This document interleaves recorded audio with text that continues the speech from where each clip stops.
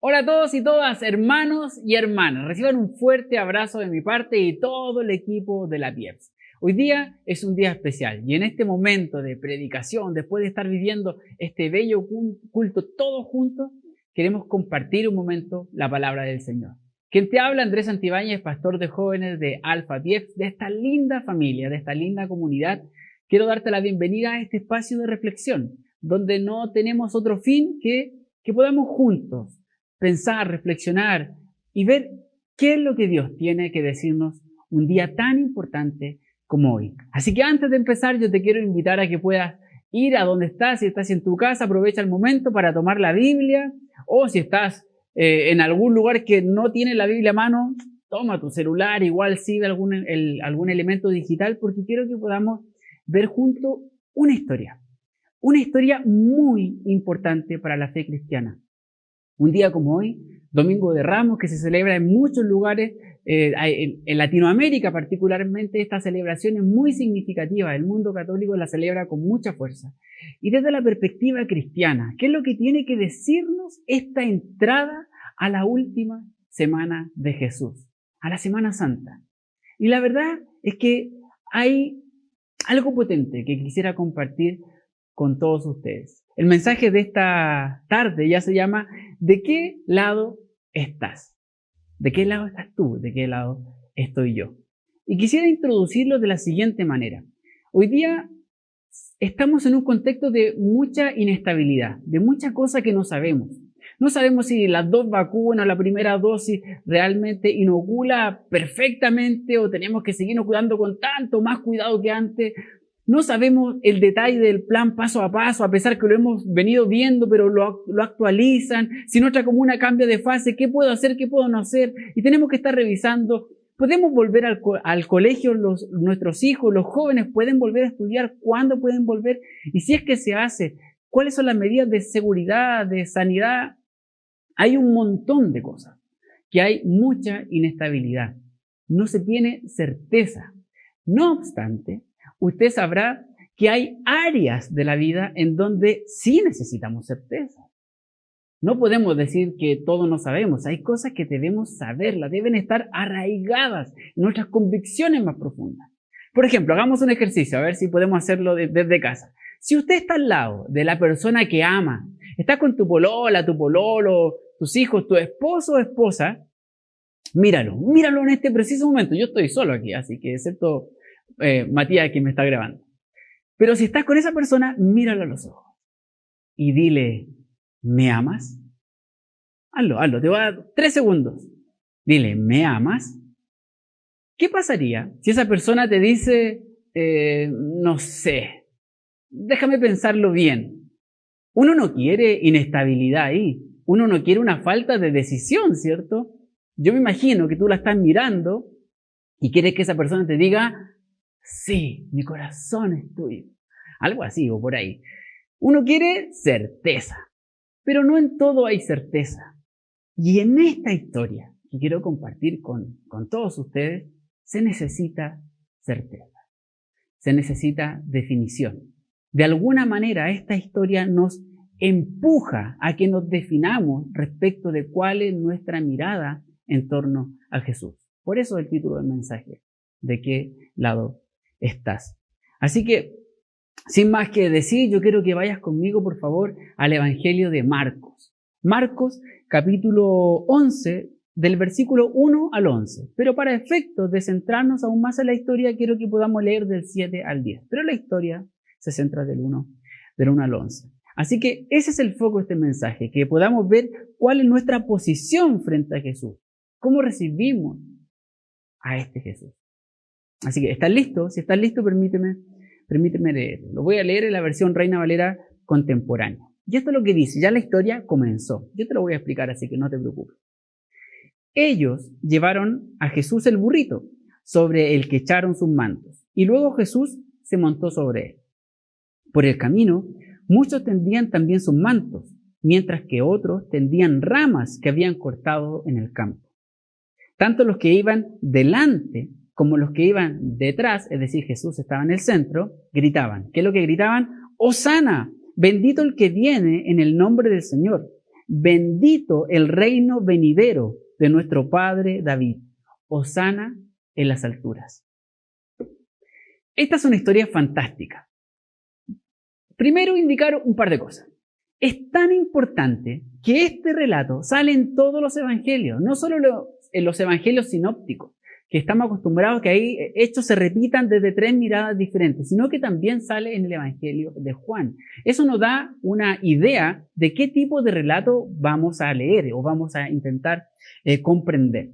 Entonces es muy, muy importante. Y lo que hace la entrada triunfal, que es el título que sale en la mayoría de las Biblias, muestra a Jesús entrando a la ciudad de Jerusalén. Viene bajando el Monte de los Olivos, por ahí, viene de camino de Jericó. Todo eso en una fiesta. Una de las 3 grandes fiestas del pueblo judío. Fiestas que obligaban al peregrinaje. Y esta es la Pascua. El Pesaj, se diría en hebreo, el Pesaj judío. Esta fiesta que celebra y conmemora la liberación de los hebreos del imperio egipcio. No era cualquier tipo de fiesta, era una fiesta de verdad que nacía desde adentro, desde sus historias personales, familiares, y la conmemoraban. Y en esta fiesta venían peregrinos de todos los lugares, particularmente de todas las ciudades y ciudades del Mediterráneo. De ahí venían de todos lados. Y les daban la bienvenida a esta ciudad de manera muy eufórica, como aquí este relato un poco lo cuenta. Pero en esos peregrinos venía alguien especial. Venía Jesús. Venía Jesús. Y lo reciben de esa manera. ¿Qué es lo que nos dice el relato? El relato nos dice que Jesús manda y prepara esta entrada. No es una entrada cualquiera, eso tenemos que dejarlo muy en claro. Jesús manda a sus discípulos que le traigan un burrito, que si le preguntan esto, tiene que decir esto. Los discípulos van, pasa exactamente lo que Jesús dice. Le traen el burrito, le ponen un manto, Jesús se sienta, la gente, mientras que Jesús pasa, ponen sus ropas en el camino. Por favor, quiero que vaya conmigo haciendo esta imagen mental. Esta algarabía, Jesús pasando entre medio, los romanos al lado, mucha gente, algunos dicen con palmas, con hojas o ramas de árboles nativos de la zona, olivos, palmeras, etc. Eso está pasando en ese momento. Jesús viene de verdad, parece que un rey está entrando, pero un rey con características muy particulares. No viene sentado en un gran caballo, en un corcel, como que viniera a la guerra o presentándose con una estampa diferente. Jesús viene en un burrito. Y algunos dirán, es posible que esto rememore la historia de estas personas y recuerden lo que está pasando o lo que pasó en Zacarías 9:9. ¿Y qué es lo que nos dice? Hay una profecía y dice, llénate de alegría, hija de Sión, da voces de júbilo, hija de Jerusalén. Mira que tu rey viene a ti, justo y salvador y humilde, y montado sobre un asno, sobre un pollino, hijo de asna. Algunos eruditos bíblicos dicen, la gente no está pensando que se está cumpliendo una profecía, pero supongamos que algunos sí lo vio en su memoria histórica, recuerda los textos sagrados y dice, oye, esto se está cumpliendo ahora. Y el pollino, este burrito, no es simplemente esto. Ese ejemplo, ese acto simbólico también muestra que quien viene sentado viene en son de paz. Viene en son de paz. Estos elementos son muy importantes. Y cuando nos quedamos simplemente aquí y Jesús pasa y después pasa al otro día, porque el texto termina diciendo que Jesús llega al templo, mira todo lo que pasa y se va a descansar a otra ciudad, a la ciudad de sus amigos. Pero de ahí, en la semana siguiente, Jesús purifica el templo, deja la embarrada en el templo, ¿cierto? Y ahí empieza la última semana de Jesús, la Semana Santa. Pero hasta aquí, si nos quedamos con esto, uno diría, ok, estas son estas típicas historias de Semana Santa que uno se las tiene que aprender, como David mató a Goliat, como Jonás con el gran pez, como los muros de Jericó, como Adán y Eva. ¿Y qué tiene que decirnos esto? ¿Esto de verdad es una historia así de simple?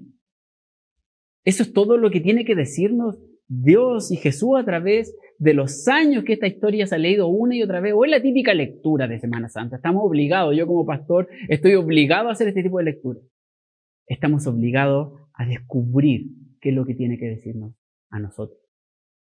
Y yo que aquí quiero poner el freno en seco, de verdad, permítame hacer esto, porque hay un montón de cosas que las perdemos cuando las leemos simplemente como un cuento de Julio Verne. Esto es más que eso, es más que una novela, es más que ficción, esto es el relato de Jesús para nosotros. Así que, como cualquier historia, quiero que podamos ver ciertos personajes. Y el primero que quiero que veamos son los romanos. ¿Qué pasa con los romanos? Los romanos están ahí y están escuchando que Jesús va entrando y la gente le grita, ¡Hosana! Hosana es tanto una palabra de júbilo como también en su primer significado significa sálvanos. Teólogos dicen que en otras palabras la gente le estaba diciendo esto a Jesús, sálvanos, te lo pedimos ahora, sálvanos de nuestros opresores romanos. Eso es lo que probablemente entendía la gran multitud, no solo al decirlo, sino también al escuchar. Ahora, pónganse en las charlas, en la hojota, no sé lo que ocupaban ahí los romanos, en esa condición, ellos escuchando esto, sálvanos de nosotros. ¿Usted cree que a los romanos le causaba algún conflicto? Ninguno. Ellos sabían que estaban celebrando la liberación, esta liberación histórica de los hebreos de parte del imperio egipcio. Pero los romanos sabían que de ellos no se iban a escapar. Había una celebración del pasado, pero no había una celebración del presente. En el presente ellos seguían siendo conquistados por el imperio romano. Así que podían escuchar, decir lo que quisieran. El águila romana estaba ahí dando testimonio puro que seguían siendo un pueblo aprisionado. Lo que no sabían era que esa liturgia, esa ceremonia de ese año en particular, todo sería diferente. Ahora, sigamos. También está Jesús. Jesús está siendo llevado de alguna manera muy teatralmente por este burrito y la fiesta ocurriendo al lado de él. Y Jesús está escuchando estas consignas, escúcheme bien, directamente asociadas al mundo político. Son consignas políticas. No es un relato cualquiera decir, sálvanos, sálvanos de quién, de todo esto que me están mirando, de este imperio opresor, de este imperio que nos estruja con impuestos. ¿Y Jesús qué hace? Nada. No le causa extrañeza esto. Jesús no hace nada. Es más, como les contaba, esto sale en los 4 evangelios. Desde Lucas hay una presunción de esto. Y viene uno de los fariseos, que los fariseos siempre estaban ahí cerca de Jesús. Y cuando le estaban gritando, bendito el que viene, hosana, etc., uno de los fariseos que estaba ahí le dijo a Jesús, maestro, reprende a tus seguidores por decir cosas como estas. Y Jesús dice, si ellos se callaran, las piedras a lo largo del camino se pondrían a clamar. Esto queda en Lucas, capítulo 19. Jesús dice, dejen que las cosas sucedan. Jesús está escuchando consignas políticas. Sabe que lo están relevando como un rey en un imperio que ya tiene un rey. Eso es directamente sedición. Pero a Jesús parece no importarle. Deja que las cosas fluyan. Dejan que todo se exprese. Deje eso ahí, en su reflexión. Siguiente personaje, están los discípulos. Los discípulos que muestran exteriormente una convicción, pero a toda prueba. Jesús le dice, vayan a buscarme un burrito. Van, va a pasar esto, lo hacen, vuelven. Hacen todo lo que Jesús les dice que hagan. Y entrando a la ciudad, se ponen a gritar junto a todos sus seguidores. Gritan, hosana, bendito el que viene. Él es el digno sucesor del trono de David, uno de los reyes más importantes, el rey más importante de la historia de Israel. Y los discípulos que tenían esa actitud externa, ¿cómo estaban por dentro? Seguían abrazando la duda, seguían con convicciones muy débiles. ¿Por qué me atrevo a decir esto? Basta que pase unos días para que uno de sus seguidores más cercanos, el que llevaba las finanzas, lo venda, Judas. Uno de sus seguidores más prominentes, el que llevaba la voz mandante de ese gran grupo de jóvenes, lo traicione. Falta que pasen unos días más para que Jesús casi se enfrente solo, sin ninguno de sus seguidores, excepto las mujeres, en la cruz del Calvario. todo ese grupo que días antes, solo días antes, estaba eufórico, gritando que Jesús era el Salvador, lo había o lo iría a dejar solo. Pero no es solo ello. No es solo ello. También está el pueblo. Y el pueblo que gritaba, sálvanos, tú eres bendito. El punto que a veces pasamos por alto es que ellos estaban considerando que Jesús era el Salvador de los romanos. Entonces, ¿qué esperaban de Jesús? Que Jesús viniera con violencia, con fuerza y los liberara a través de ese camino. No entendieron que Jesús no venía a liberarlos de los romanos. Jesús venía a liberarlos del pecado. Jesús no venía a liberarlos desde un hecho en particular, sino les venía a dar vida eterna. Y cuando se dieron cuenta que esto no iba a suceder con Jesús, pasaron de los hosana al queremos que mueras en una cruz. De la manera más cruel posible y conocida hasta ese entonces, así queremos que muera. Del hosana, del eres bendito, al crucifíquelo. ¿Qué pasó con los últimos personajes? Está Pilato, el procurador romano, que no vivía en Jerusalén, sino que para esos días se asentaba en Jerusalén para ver la fiesta y ver lo que estaba pasando. ¿Qué es lo que dijeron todos los líderes religiosos? Nada. Nada. Ahora, ese silencio es mentiroso. Ese silencio oculta algo que empezaría a mostrarse los días venideros, esta última semana de Jesús. A ver, después de esta explicación de la historia, tratando de detenerme en cada uno de los personajes, ¿qué significa para ti esto hoy día? ¿De qué lado estás? ¿Cómo enfrentas esta reflexión de la Escritura, esta lectura bíblica? ¿Eres como los del pueblo que estás dispuesto a aceptar a Jesús y a decirle lo que sale de tu corazón siempre que Jesús haga lo que tú esperas? Eres como los discípulos, que estás dispuesto a hacer lo que Jesús dice que hay que hacer, pero solo hasta que las cosas están fáciles, porque cuando se ponen difíciles, yo me escondo. O eres como los líderes religiosos, que estás dispuesto a estar en silencio, pero cuando Jesús toca tus ritos y tradiciones que ya no tienen ni un sentido, tú te paras y eres capaz de llevarlo a un juicio injusto. ¿Cuál es nuestra posición? ¿De qué lado estamos? Porque si nosotros fuéramos más honestos y dejáramos que Jesús simplemente fuera Jesús, entenderíamos las vidas de Jesús. Y no estaríamos reflexionando en expectativas equivocadas como las que ocurrieron por ese entonces.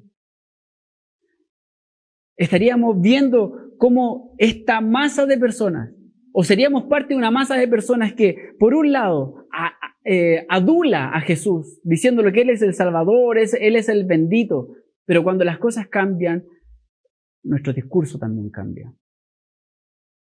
Queremos que Él sea mi Salvador, pero si no hace lo que yo quiero, Él es el que debe morir. Con los discípulos estoy dispuesto a estar con Jesús hasta que las cosas están fáciles, porque después soy capaz de dejarlo solo. Faltan convicciones. Y los líderes religiosos que, teniendo la posibilidad de hacer brillar la fe, de hacer brillar esa religión, decidieron seguir con ritos que ya no tenían ningún tipo de sentido para ellos. Estamos próximos a empezar Semana Santa. En un día más comienza la Semana Santa. Pero en este ingreso, en esta entrada triunfal de Jesús, hay tanto que pensar. Yo te quiero dejar con dos ideas que me llevó el texto. La primera es un Jesús de contraste. Jesús pudiendo entrar como rey en un corcel blanco, entra en un burrito humilde, mostrando en eso un signo de paz, no de violencia. Ya que Jesús sabía que lo iban a aceptar o mostrar como un rey, podría haberse vestido distinto, haberse vestido de manera muy pomposa, pero entra como un peregrino más, mostrando su cercanía y vinculación con el pueblo. Jesús, pudiendo tener un discurso